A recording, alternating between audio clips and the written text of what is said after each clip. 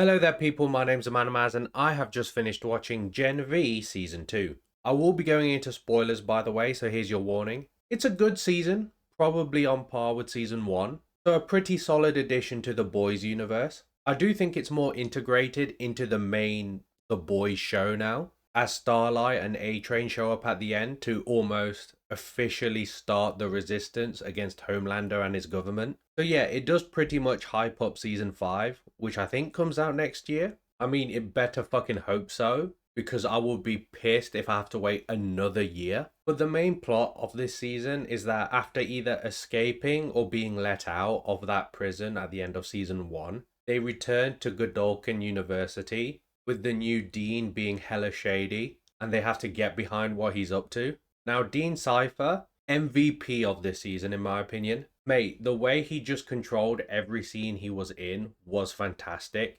Like, he knew he was in charge and fucking acted like it. Now, the shock twist here, probably not a twist if you really thought about it, was that he was being controlled by Thomas Godolkin the whole time. The guy was pretty much burnt all over since like World War II, but because he had the same serum as Soldier Boy and Stormfront, it's the only reason why he's still alive. Now, it does make me wonder if it will be in the Vought Rising show with Soldier Boy and Stormfront, though I don't know what that's going to be about apart from being set in the past. But the major letdown is that in the final episode, Godolkin, in his original body, is just killed pretty quickly and very anticlimactically as well. Like, his overall arc is that he wants the most powerful supers to survive and get stronger, while the ones with pointless powers be killed. For example, a guy with a transdimensional asshole gets the piss taken out of, but he ends up being pretty useful towards the finale, which is just an example of what Godolkin hates. And his return being made public is just pretty much glossed over, like this guy has been alive since World War II and is a full-on Nazi, and he's back like nothing happened. Marie, I thought was great. She was pretty much trained by Cypher / Godolkin to make her blood bending very OP.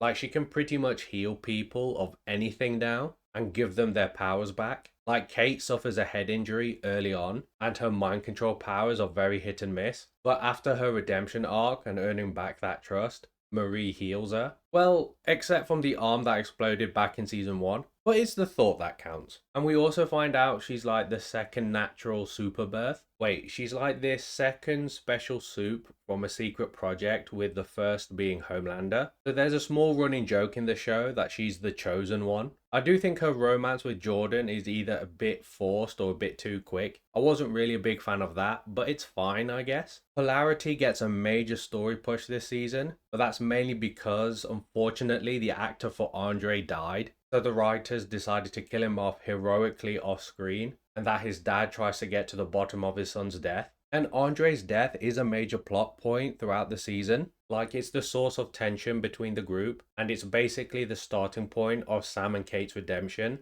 as they didn't want him to be killed. So I thought this was a nice way to honor the character and the actor, instead of just killing him off and just forgetting. The action sequences were good, especially when Godolkin takes control of multiple people at a time, and they don't know who to fight. I don't think I can really call them action sequences. It's more like they just use their powers to take out someone. Because these are just kids, it's not exactly John Wick or Daredevil, so it's more crude fighting as well. There's quite a few meta real-world jokes as well, which is very on brand with this universe, that got a few chuckles out of me. Like jokes about DEI and other bullshit American culture war stuff. And being from the UK, I'm glad that doesn't really affect us. At least just not yet, but I'm not going to get into politics. So overall, it's a good season that does a really good job at building up the Boys finale. I do recommend that you check it out if you can. It's only on Amazon Prime, and it's a very different type of superhero show, so you might want to change from the regular Marvel or DC stuff. If I had to give it a rating, it would be an 8 out of 10, which is really the standard for this show and universe. Now, I just hope that they stick the landing.